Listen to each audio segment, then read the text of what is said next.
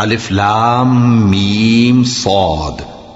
اے نبی، یہ کتاب جو تم پر نازل ہوئی ہے اس سے تمہیں تنگ دل نہیں ہونا چاہیے۔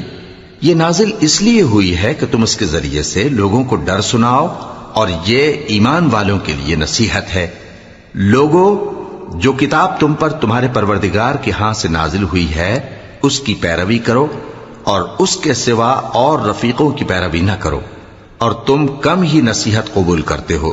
اور کتنی ہی بستیاں ہیں کہ ہم نے تباہ کر ڈالی جن پر ہمارا عذاب یا تو رات میں آتا تھا جبکہ وہ سوتے تھے، یا دن کو جب وہ قیلولہ یعنی دوپہر کو آرام کرتے تھے، تو جس وقت ان پر عذاب آتا تھا ان کے منہ سے یہی نکلتا تھا کہ ہائے، ہم اپنے اوپر ظلم کرتے رہے۔ تو جن لوگوں کی طرف پیغمبر بھیجے گئے ہم ان سے بھی پرسش کریں گے اور پیغمبروں سے بھی پوچھیں گے، پھر اپنے علم سے ان کے حالات بیان کریں گے، اور ہم کہیں غائب تو نہیں تھے۔ اور اس روز اعمال کا تلنا برحق ہے، تو جن لوگوں کی تولیں بھاری ہوں گی وہ تو کامیاب ہیں، اور جن کی تولیں ہلکی ہوں گی تو یہی لوگ ہیں جنہوں نے اپنے آپ کو خسارے میں ڈالا، اس لیے کہ ہماری آیتوں کے بارے میں بے انصافی کرتے تھے۔ اور ہم ہی نے زمین میں تمہارا ٹھکانہ بنایا، اور اس میں تمہارے لیے اسباب معیشت پیدا کیے، مگر تم کم ہی شکر کرتے ہو۔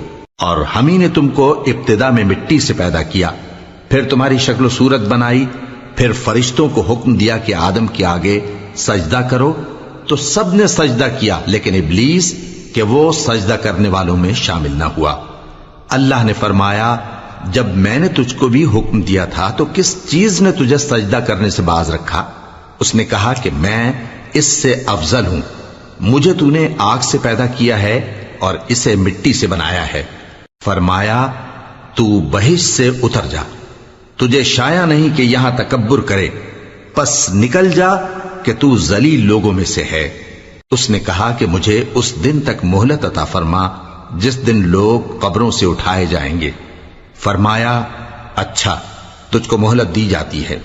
بولا کہ مجھے تو نے گمراہ کیا ہی ہے، میں بھی تیرے سیدھے رستے پر ان کو گمراہ کرنے کے لیے بیٹھوں گا، پھر ان کے آگے سے اور پیچھے سے اور دائیں سے اور بائیں سے، غرض ہر طرف سے آؤں گا، اور تو ان میں اکثر کو شکر گزار نہیں پائے گا۔